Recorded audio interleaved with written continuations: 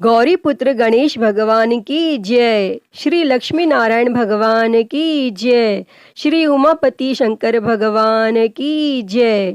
बृहस्पति देव की जय। प्रिय भक्तजनों, आज हम इस वीडियो में बृहस्पतिवार की व्रत कथा सुनेंगे। बृहस्पतिवार व्रत को करने से मन की इच्छाएं पूरी होती हैं और बृहस्पति महाराज प्रसन्न होते हैं तथा धन, पुत्र, विद्या और मनवांछित फलों की प्राप्ति होती है। परिवार को सुख शांति मिलती है। इसीलिए यह व्रत सर्वश्रेष्ठ और अति फलदायक सभी स्त्री और पुरुषों के लिए है। इस व्रत में केले का पूजन करना चाहिए। कथा और पूजन के समय तन, मन, क्रम, वचन से शुद्ध होकर जो इच्छा हो बृहस्पति देव की प्रार्थना करनी चाहिए और उनकी इच्छाओं को बृहस्पति देव अवश्य पूर्ण करते हैं, ऐसा मन में दृढ़ विश्वास रखना चाहिए। तो भक्तजनों, आइए अब सुनते हैं बृहस्पतिवार की व्रत कथा। तो आप सभी भक्तजन बड़ी ही श्रद्धा, ध्यान पूर्वक और प्रसन्न चित्त मन से इस कथा को सुनिए। तो सभी प्रेम से बोलिए श्री लक्ष्मी नारायण भगवान की जय। बृहस्पति देव की जय। सर्व देवी देवता की जय। भारतवर्ष में एक राजा राज्य करता था। वह बड़ा प्रतापी और दानी था। वह नित्य गरीबों और ब्राह्मणों की सहायता करता था, लेकिन यह बात उसकी रानी को अच्छी नहीं लगती थी। वह ना ही गरीबों को दान देती और ना ही भगवान का पूजन करती थी और राजा को भी दान देने से मना किया करती थी। एक दिन राजा शिकार खेलने वन को गए हुए थे तो रानी महल में अकेली थी। उसी समय बृहस्पति देव साधु वेश में राजा के महल में भिक्षा के लिए गए और भिक्षा मांगी। तब रानी ने भिक्षा देने से इनकार किया और कहा, हे साधु महाराज, मैं तो दान पुण्य से तंग आ गई हूँ। मेरा पति सारा धन लुटाता रहता है। मेरी इच्छा है कि हमारा धन नष्ट हो जाए, फिर न रहेगा बांस, न बजेगी बांसुरी। तब साधु ने कहा, देवी, तुम तो बड़ी अजीब हो। धन, संतान तो सभी चाहते हैं, पुत्र और लक्ष्मी तो पापी के घर भी होनी चाहिए। यदि तुम्हारे पास अधिक धन है तो भूखों को भोजन दो, प्यासों के लिए प्याऊ बनवाओ, मुसाफिरों के लिए धर्मशालाएं खुलवाओ और निर्धन अपनी कुंवारी कन्याओं का विवाह नहीं कर सकते, उनका विवाह करा दो। ऐसे कई और काम हैं जिनको करने से तुम्हारा यश लोक परलोक में फैलेगा। परंतु रानी पर उपदेश का कोई प्रभाव न पड़ा। वह बोली, महाराज, आप मुझे कुछ न समझाएं। मैं ऐसा धन नहीं चाहती जो हर जगह बांटती फिरूं। तब साधु ने उत्तर दिया, यदि तुम्हारी ऐसी इच्छा है तो तथास्तु। तुम ऐसा करना कि बृहस्पतिवार को घर लीप कर पीली मिट्टी से अपना सिर धोकर स्नान करना, भट्टी चढ़ाकर कपड़े धोना। ऐसा करने से आपका सारा धन नष्ट हो जाएगा। और इतना कहकर वह साधु महाराज वहां से आलोप हो गए। तब साधु के अनुसार कही बातों को पूरा करते हुए रानी को केवल 3 बृहस्पतिवार ही बीते थे कि उसकी समस्त धन संपत्ति नष्ट हो गई और भोजन के लिए राजा का परिवार तरसने लगा। तब एक दिन राजा ने रानी से बोला कि हे रानी, तुम यहीं रहो, मैं दूसरे देश को जाता हूँ, क्योंकि यहाँ पर सभी लोग मुझे जानते हैं, इसीलिए मैं कोई छोटा कार्य नहीं कर सकता। तब ऐसा कहकर राजा परदेश चला गया और वहां वह जंगल से लकड़ी काटकर लाता और शहर में बेचता और इस तरह वह अपना जीवन व्यतीत करने लगा। इधर राजा के परदेश जाते ही रानी और दासी दुखी रहने लगे। एक बार जब रानी और दासी को 7 दिन तक बिना भोजन के रहना पड़ा तो रानी ने अपनी दासी से कहा, हे दासी, पास ही के नगर में मेरी बहन रहती है, वह बड़ी धनवान है, तू उसके पास जा और कुछ ले आ ताकि थोड़ी बहुत गुजर बसर हो जाए। तब दासी रानी की बहन के पास गई और उस दिन गुरुवार था और रानी की बहन उस समय बृहस्पतिवार व्रत की कथा सुन रही थी। तब दासी ने रानी की बहन को अपनी रानी का संदेश दिया, लेकिन रानी की बड़ी बहन ने कोई उत्तर नहीं दिया।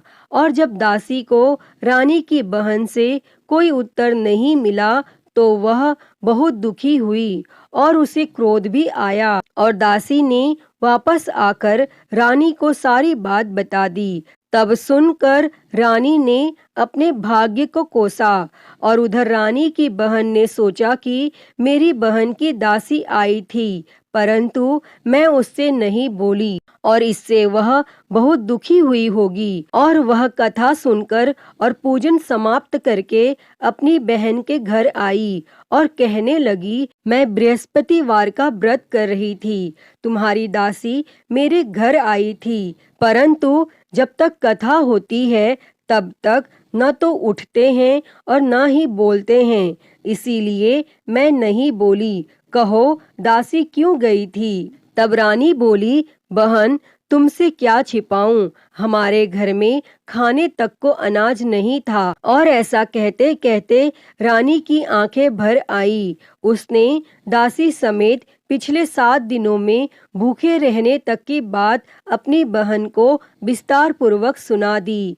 तब रानी की बहन बोली, देखो बहन, भगवान बृहस्पति देव सबकी मनोकामना को पूर्ण करते हैं। देखो शायद तुम्हारे घर में अनाज रखा हो। पहले तो रानी को विश्वास नहीं हुआ, पर बहन के आग्रह करने पर उसने अपनी दासी को अंदर भेजा तो उसे सचमुच अनाज से भरा एक घड़ा मिल गया और यह देखकर दासी को बड़ी हैरानी हुई। तब दासी रानी से कहने लगी, हे रानी, जब हमको भोजन नहीं मिलता तो हम व्रत ही तो करते हैं, इसीलिए क्यों न इनसे व्रत और कथा की विधि पूछ ली जाए ताकि हम भी व्रत कर सकें। और तब रानी ने अपनी बहन से बृहस्पतिवार व्रत के बारे में पूछा। तब उसकी बहन ने बताया, बृहस्पतिवार के व्रत में चने की दाल और मुनक्का से विष्णु भगवान का केले की जड़ में पूजन करें तथा दीपक जलाएं, व्रत कथा सुनें और पीला भोजन ही करें, इससे बृहस्पति देव प्रसन्न होते हैं। व्रत और पूजन विधि बताकर रानी की बहन अपने घर को लौट गई और 7 दिन के बाद जब गुरुवार आया तो रानी और दासी ने व्रत रखा। गुड़साल में जाकर चना और गुड़ लेकर आई, फिर उससे केले की जड़ तथा विष्णु भगवान का पूजन किया। और अब पीला भोजन कहाँ से आए, इस बात को लेकर दोनों बहुत दुखी थी। चूंकि उन्होंने व्रत रखा था इसीलिए बृहस्पति देव उनसे प्रसन्न थे, इसीलिए वे एक साधारण व्यक्ति का रूप धारण कर 2 थालों में सुंदर पीला भोजन दासी को दे गए। और तब भोजन पाकर दासी प्रसन्न हुई और फिर रानी के साथ मिलकर भोजन ग्रहण किया और उसके बाद वे सभी गुरुवार को व्रत और पूजन करने लगी। बृहस्पति भगवान की कृपा से उनके पास फिर से धन संपत्ति आ गई, परंतु रानी फिर से पहले की तरह आलस्य करने लगी। तब दासी बोली, देखो रानी, तुम पहले भी इस प्रकार आलस्य करती थी, तुम्हें धन रखने में कष्ट होता था और इस कारण सब धन नष्ट हो गया। और अब जब भगवान बृहस्पति की कृपा से धन मिला है तो तुम्हें फिर से आलस्य होता है। और रानी को समझाते हुए दासी कहती है कि बड़ी मुसीबतों के बाद हमने यह धन पाया है, इसीलिए हमें दान पुण्य करना चाहिए, भूखे मनुष्यों को भोजन कराना चाहिए और धन को शुभ कार्यों में खर्च करना चाहिए, जिससे तुम्हारे कुल का यश बढ़ेगा, स्वर्ग की प्राप्ति होगी और पितर प्रसन्न होंगे। और तब दासी की बात मानकर रानी अपना धन शुभ कार्यों में खर्च करने लगी, जिससे पूरे नगर में उसका यश फैलने लगा। और बृहस्पतिवार व्रत कथा के बाद श्रद्धा के साथ आरती की जानी चाहिए। इसके बाद प्रसाद बांटकर उसे ग्रहण करना चाहिए। और यहाँ एक दिन राजा दुखी होकर जंगल में एक पेड़ के नीचे आसन जमाकर बैठ गया। वह अपनी दशा को याद करके व्याकुल होने लगा और बृहस्पतिवार का दिन था। एकाएक उसने देखा कि निर्जन वन में एक साधु प्रकट हुए और वह साधु वेश में स्वयं बृहस्पति देवता थे। लकड़हारे के सामने आकर बोले, हे लकड़हारे, इस सुनसान जंगल में तू चिंता मग्न क्यों बैठा है? तब लकड़हारे ने दोनों हाथ जोड़कर प्रणाम किया और उत्तर दिया, हे महात्मा जी, आप सब कुछ जानते हैं, मैं क्या कहूँ? यह कहकर रोने लगा और साधु को अपनी आत्मकथा सुनाई। तब महात्मा जी ने कहा, तुम्हारी स्त्री ने बृहस्पतिवार के दिन बृहस्पति भगवान का निरादर किया है, जिसके कारण रुष्ट होकर उन्होंने तुम्हारी यह दशा कर दी। अब तुम चिंता को दूर करके मेरे कहने पर चलो तो तुम्हारे सब कष्ट दूर हो जाएंगे और भगवान पहले से भी अधिक संपत्ति देंगे। तुम बृहस्पति के दिन कथा किया करो। 2 पैसे के चने मुनक्का लाकर उसका प्रसाद बनाओ और शुद्ध जल से लोटे में शक्कर मिलाकर अमृत तैयार करो। कथा के पश्चात अपने सारे परिवार और सुनने वाले प्रेमियों में अमृत व प्रसाद बांटकर आप भी ग्रहण करो। ऐसा करने से भगवान तुम्हारी सब मनोकामनाएं पूरी करेंगे। तब साधु के ऐसे वचन सुनकर लकड़हारा बोला, हे प्रभु, मुझे लकड़ी बेचकर इतना पैसा नहीं मिलता जिससे भोजन के उपरांत कुछ बचा सकूं। मैंने रात्रि में अपनी स्त्री को व्याकुल देखा है। मेरे पास कुछ भी नहीं जिससे मैं उसकी खबर मंगा सकूं। तब साधु ने कहा, हे लकड़हारे, तुम किसी बात की चिंता मत करो। बृहस्पति के दिन तुम रोजाना की तरह लकड़ियां लेकर शहर को जाओ। तुमको रोज से दुगना धन प्राप्त होगा, जिससे तुम भली भांति भोजन कर लोगे तथा बृहस्पति देव की पूजा का सामान भी आ जाएगा। और इतना कहकर साधु अंतर ध्यान हो गए और धीरे धीरे समय व्यतीत होने पर फिर वही बृहस्पतिवार का दिन आया और लकड़हारा जंगल से लकड़ी काटकर किसी शहर में बेचने गया। उसे उस दिन और दिन से अधिक पैसा मिला। तब राजा ने चना गुड़ आदि लाकर गुरुवार का व्रत किया और उस दिन से उसके सभी क्लेश दूर हो गए। परंतु जब दोबारा गुरुवार का दिन आया तो बृहस्पतिवार का व्रत करना वह भूल गया। इस कारण बृहस्पति भगवान नाराज हो गए और उस दिन उस नगर के राजा ने विशाल यज्ञ का आयोजन किया तथा शहर में यह घोषणा करा दी कि कोई भी मनुष्य अपने घर में भोजन न बनावे और न आग जलावे। समस्त जनता मेरे यहाँ भोजन करने आवे और इस आज्ञा को जो न मानेगा उसे फांसी की सजा दी जाएगी। और इस तरह की घोषणा संपूर्ण नगर में करवा दी गई। तब राजा की आज्ञा अनुसार शहर के सभी लोग भोजन करने गए, लेकिन लकड़हारा कुछ देर से पहुंचा, इसीलिए राजा उसको अपने साथ घर लिवा ले गए और ले जाकर भोजन करा रहे थे तो रानी की दृष्टि उस खूंटी पर पड़ी जिस पर उसका हार लटका हुआ था। वह वहां पर दिखाई नहीं दिया। तब रानी ने निश्चय किया कि मेरा हार इस मनुष्य ने चुरा लिया है और उसी समय सिपाहियों को बुलाकर उसको कारागार में डलवा दिया।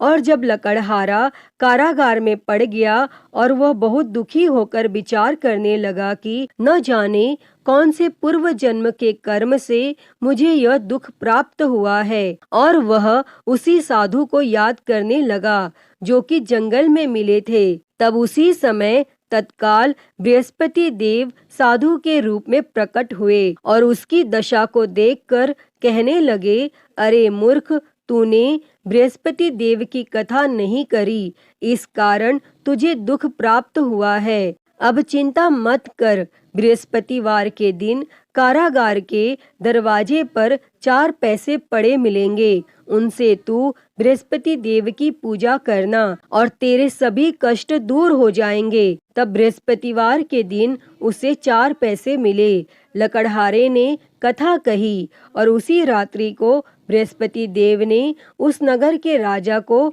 स्वप्न में कहा, हे राजा, तुमने जिस आदमी को कारागार में बंद कर दिया है वह निर्दोष है, वह राजा है, उसे छोड़ देना, और रानी का हार उसी खूंटी पर लटका है। अगर तू ऐसा नहीं करेगा तो मैं तेरे राज्य को नष्ट कर दूंगा। और इस तरह रात्रि के स्वप्न को देखकर राजा प्रातः काल उठा और खूंटी पर हार देखकर लकड़हारे को बुलाकर क्षमा मांगी तथा लकड़हारे को योग्य सुंदर वस्त्र आभूषण देकर विदा कर दिया। और बृहस्पति देव की आज्ञा के अनुसार लकड़हारा अपने नगर को चल दिया। और जब राजा अपने नगर के निकट पहुंचा तो उससे बड़ा आश्चर्य हुआ।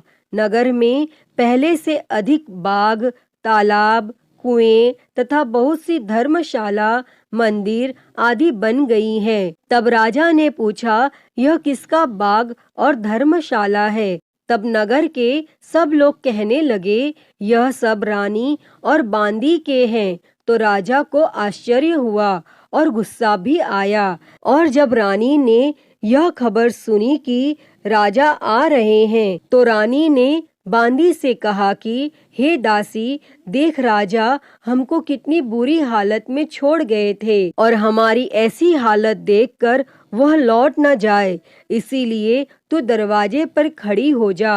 तब आज्ञा अनुसार दासी दरवाजे पर खड़ी हो गई और राजा आए तो उन्हें अपने साथ लिवा लाई। तब राजा ने क्रोध करके अपनी रानी से पूछा कि यह धन तुम्हें कैसे प्राप्त हुआ है? तब रानी ने कहा, हमें यह सब धन बृहस्पति देव के इस व्रत के प्रभाव से प्राप्त हुआ है। और फिर राजा ने निश्चय किया कि 7 रोज बाद तो सभी बृहस्पति देव का पूजन करते हैं, परंतु मैं प्रतिदिन दिन में 3 बार कहानी तथा रोज व्रत किया करूँगा। और अब हर समय राजा के दुपट्टे में चने की दाल बंधी रहती तथा दिन में 3 बार कहानी कहता। और एक रोज राजा ने विचार किया कि चलो अपनी बहन के यहाँ हो आवे। इस तरह निश्चय कर राजा घोड़े पर सवार हो अपनी बहन के यहाँ को चलने गया। मार्ग में उसने देखा कि कुछ आदमी एक मुर्दे को लिए जा रहे हैं। उन्हें रोककर राजा ने कहा, अरे भाइयों, मेरी बृहस्पति देव की कथा सुन लो। और वे बोले, लो, हमारा तो आदमी मर गया है, इसको अपनी कथा की पड़ी है। परंतु कुछ आदमी बोले, अच्छा कहो, हम तुम्हारी कथा भी सुनेंगे। तब राजा ने दाल निकाली और जब कथा आधी हुई थी कि मुर्दा हिलने लग गया। और जब कथा समाप्त हो गई तो राम राम करके मनुष्य उठकर खड़ा हो गया।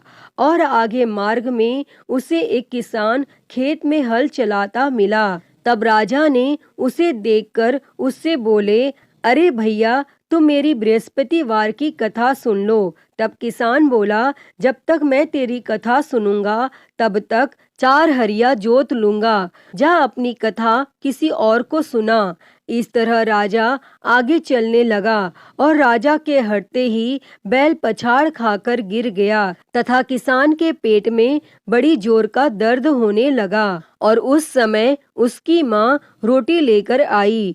उसने जब यह देखा तो अपने पुत्र से सब हाल पूछा। तब बेटे ने सभी हाल कह दिया। तो बुढ़िया दौड़ी दौड़ी उस घुड़सवार के पास गई और उससे बोली कि मैं तेरी कथा सुनूंगी, तू अपनी कथा मेरे खेत पर चलकर ही कहना।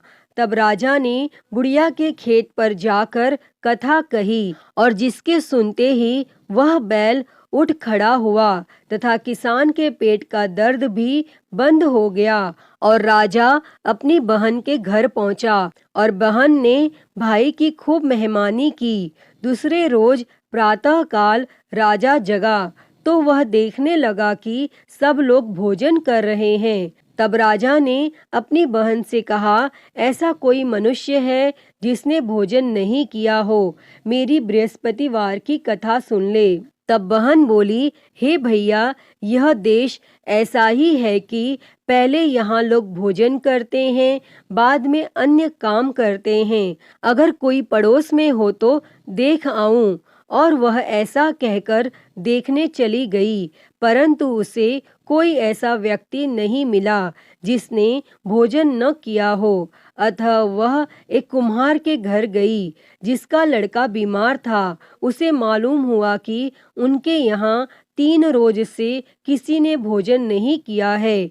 तब रानी ने अपने भाई की कथा सुनने के लिए कुम्हार से कहा और वह तैयार हो गया। तब राजा ने जाकर बृहस्पतिवार की कथा कही, जिसको सुनकर उसका लड़का ठीक हो गया और अब तो राजा की प्रशंसा होने लगी। फिर एक रोज राजा ने अपनी बहन से कहा कि हे बहन, हम अपने घर को जाएंगे, तुम भी तैयार हो जाओ। राजा की बहन ने अपनी सास से कहा। सास ने कहा, हाँ चली जा, परंतु अपने लड़कों को मत ले जाना, क्योंकि तेरे भाई की कोई औलाद नहीं है।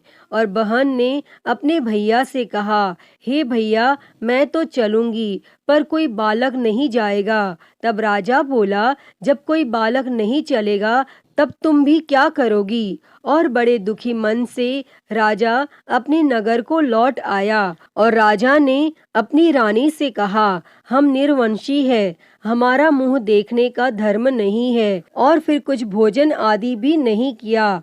तब रानी बोली, हे प्रभु, बृहस्पति देव ने हमें सब कुछ दिया है, वह हमें औलाद अवश्य देंगे। और उसी रात को बृहस्पति देव ने राजा से स्वप्न में कहा, हे राजा, उठ, सभी सोच त्याग दे, तेरी रानी गर्भ से है। तब राजा को यह बात सुनकर बड़ी खुशी हुई और 9वें महीने में उसके गर्भ से एक सुंदर पुत्र पैदा हुआ। तब राजा बोला, हे रानी, स्त्री बिना भोजन के रह सकती है, पर बिना कहे नहीं रह सकती। जब मेरी बहन आवे तुम उससे कुछ कहना मत। तब रानी ने यह सुनकर हाँ कर दिया। और जब राजा की बहन ने यह शुभ समाचार सुना तो वह बहुत खुश हुई और बधाई लेकर अपने भाई के यहाँ आई। तभी रानी ने कहा, घोड़ा चढ़कर तो नहीं आई, गधा चढ़ी आई। तब राजा की बहन बोली, भाभी, मैं इस प्रकार न कहती तो तुम्हें औलाद कैसे मिलती। प्रिय भक्तजनों, बृहस्पति देव ऐसे ही हैं, जैसी जिसके मन में कामनाएं हैं सभी को पूर्ण करते हैं। जो सद्भावना पूर्वक बृहस्पतिवार का व्रत करता है एवं कथा पढ़ता है अथवा सुनता है, दूसरों को सुनाता है, बृहस्पति देव उसकी सभी मनोकामना पूर्ण करते हैं। जैसी सच्ची भावना से रानी और राजा ने उनकी कथा का गुणगान किया तो उनकी सभी इच्छाएं बृहस्पति देव जी ने पूर्ण की थीं। अतः हे बृहस्पति देव जी, जैसी कृपा आपने राजा और रानी पर की, वैसी ही कृपा इस कथा को कहते, सुनते और हुंकारा भरते सभी पर करना। तो सभी प्रेम से बोलिए, बृहस्पति देव की जय, श्री लक्ष्मी नारायण भगवान की जय। तो आइए बृहस्पतिवार व्रत की एक और कथा सुनते हैं। तो सभी प्रेम से बोलिए, बृहस्पति देव की जय, भगवान विष्णु की जय। प्राचीन समय में एक ब्राह्मण रहता था। वह बहुत निर्धन था, उसकी कोई संतान नहीं थी। उसकी स्त्री बहुत मलिनता के साथ रहती थी। वह स्नान न करती, किसी देवता का पूजन न करती। इससे ब्राह्मण देवता बड़े दुखी थे। बेचारे बहुत कुछ कहते थे, किंतु उसका कुछ परिणाम न निकला। तब भगवान की कृपा से ब्राह्मण की स्त्री को कन्या रूपी रत्न पैदा हुआ।